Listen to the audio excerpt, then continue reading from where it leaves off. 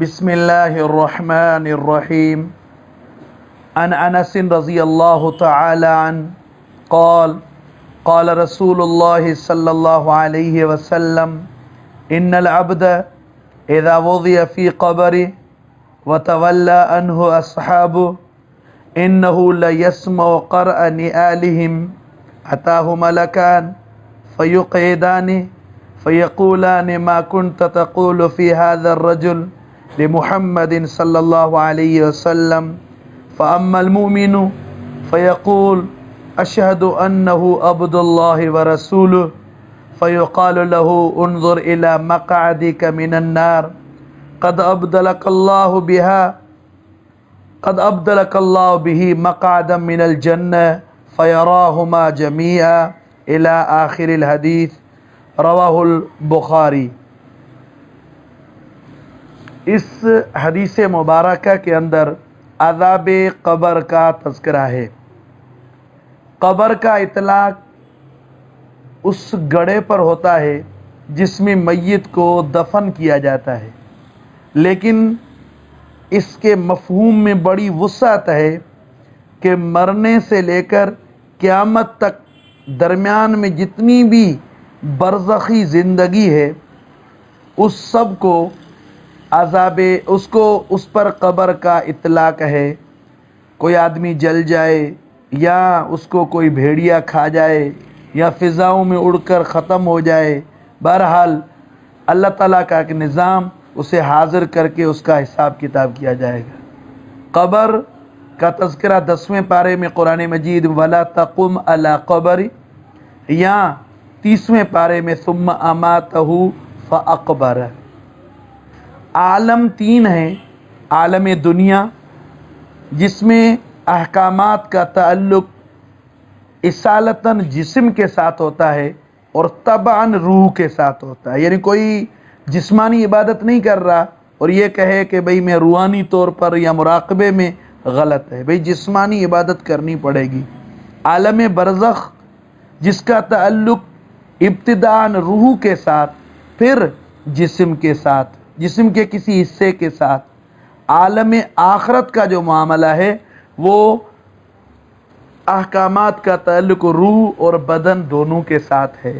پھر قبر میں بدن کے ساتھ روح کا تعلق 3 قسموں میں، ایک تو انبیاء علیہم السلام کہ جس میں اطہر کے ساتھ روح کا تعلق اتنا مضبوط ہوتا ہے کہ جسم ان کے جتنے بھی اجسام ہیں جس میں اطہر وہ صحیح سالم، اور اس طرح دنیا پر بھی اس کے اثرات مرتب ہوتے ہیں۔ مثلا انبیاء علیہم السلام کا مال بطور میراث کے تقسیم نہیں ہوتا، ان کی ازواج مطہرات میں سے کوئی نکاح نہیں کر سکتی کسی اور سے، اور اس طرح جسم مبارک بھی خاک سے متاثر نہیں ہوتا۔ اور اس طرح دوسری قسم فرماتے ہیں شہداء، ان کا جسد خاکی تو متاثر نہیں ہوتا، البتہ ان کا تعلق انبیاء علیہ السلام کے مقابلے میں روحوں کا جسم کے ساتھ ذرا کمزور ہے۔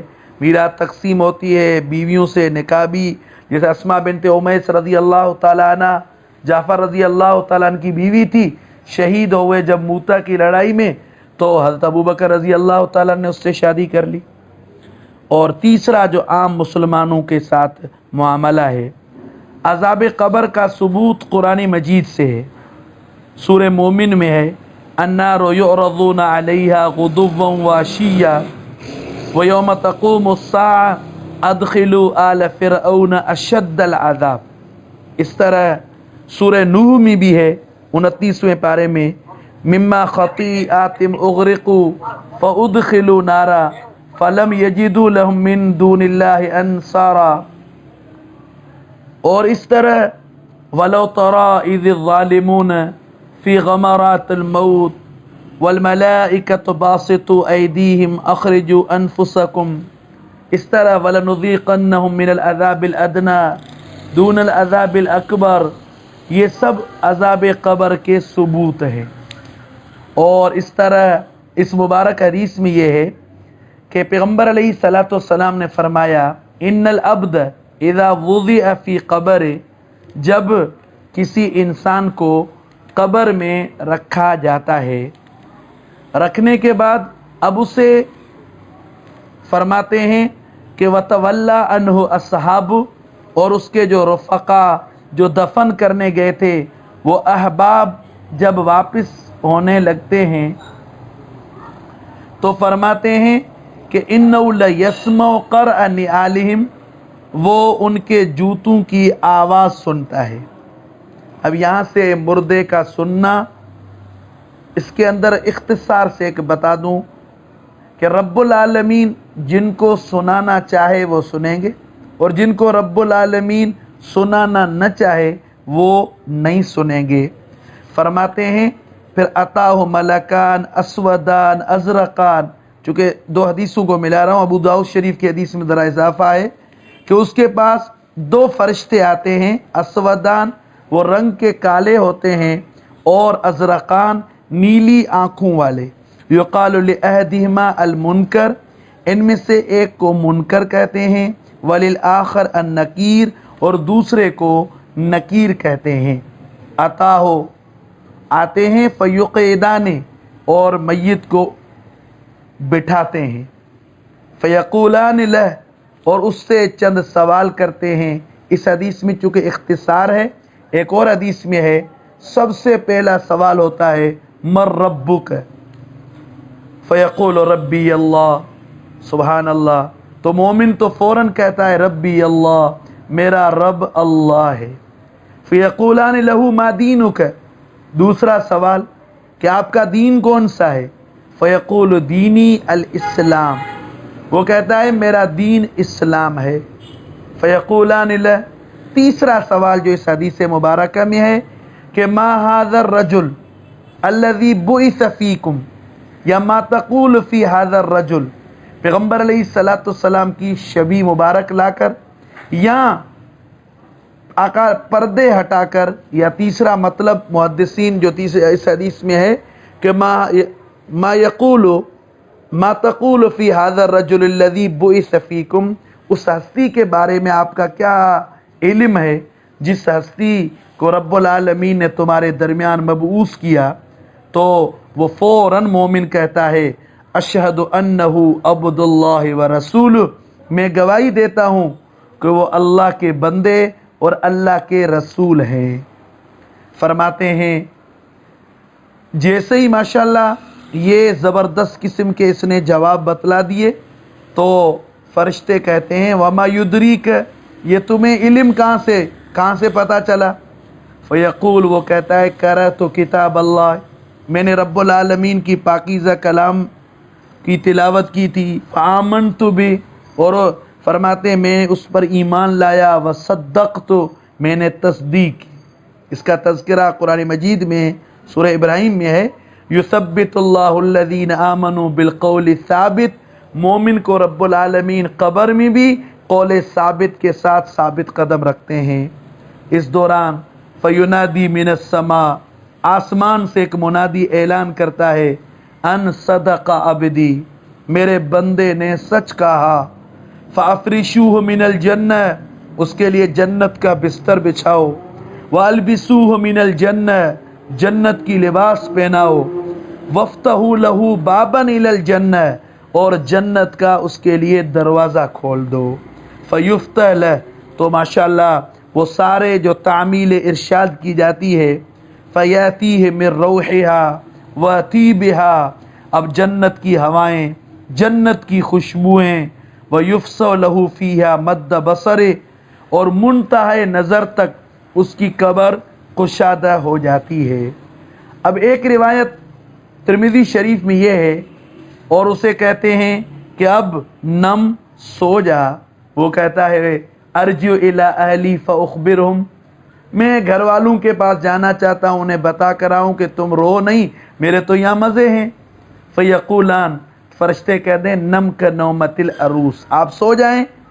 अल्लज़ी ला यूक़िज़ुहु इल्ला अहब्बु अहले, आपको आपका जो पसंदीदा वही जगाएगा और कोई नहीं जगा सकता। अब ये माशाअल्लाह मोमिन का मसला। फिर फरमाते हैं انظر الی مقعدک من النار، جو آپ گناہوں کے ٹریک پر چلے تھے نا، اس کی وجہ سے جہنم کا ٹھکانہ دیکھو. قد ابدلک اللہ بہ مقعدا من الجنہ، اللہ تعالیٰ نے آپ کے اعمال صالحہ کی برکت سے، اپنے فضل و کرم سے اس کو جنت کے ٹھکانے میں تبدیل کر دیا. فیراہما جمیعا، پھر جہنم والا ٹھکانہ بھی دیکھتا ہے، جنت والا بھی ٹھکانہ دیکھتا ہے. وَأَمَّا الْمُنَافِقُ وَالْكَافِرُ الْأَمَانُ وَالْعَفِيرُ، وہ کیا کہتا ہے؟ فَيُقَالُ لَهُ، جب اسے کہا جاتا ہے کہ بھئی مَن رَبُّكَ، تیرا رب کون ہے، تو وہ آگے سے نعوذ باللہ کیا، ہاہن ہاہن لا ادری، مجھے معلوم نہیں ہے. وَمَا دِينُكَ، تو وہ کہتا ہے ہاہن ہاہن لا ادری.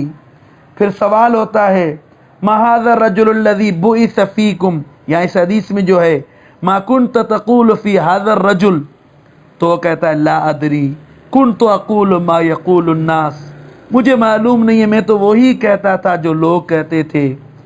پھر کیا ہوگا؟ فَيُنَادِي مُنَادٍ مِّنَ السَّمَاءِ، آسمان سے ایک منادی اعلان کرے گا، ان کذب، اس نے جھوٹ بولا.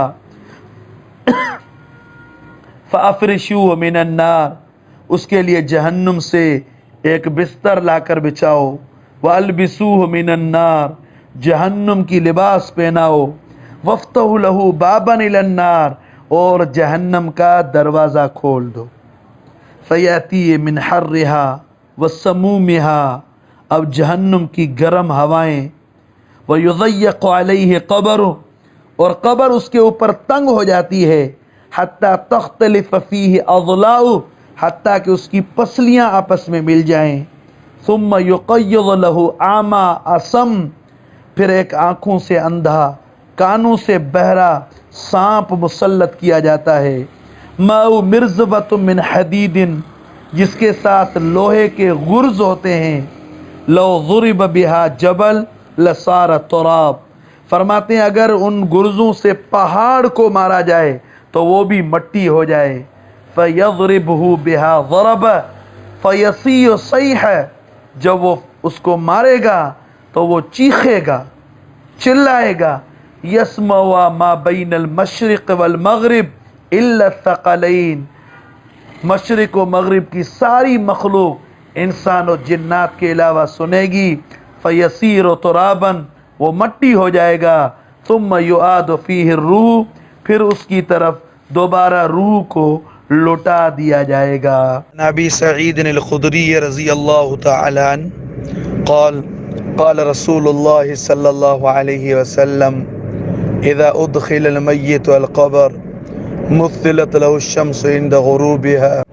ایک روایت میں ہے کہ جب میت کو، مردے کو قبر میں دفن کیا جاتا ہے، خواہ کسی وقت بھی دفن کریں، لیکن اسے محسوس ہوتا ہے کہ سورج غروب ہونے کے قریب ہے، فرشتے آ کر اسے جگاتے ہیں، اٹھاتے ہیں، تو وہ کہتا ہے دعونی اصلی ما صلیت، پہلے مجھے چھوڑو میں عصر نماز پڑھوں.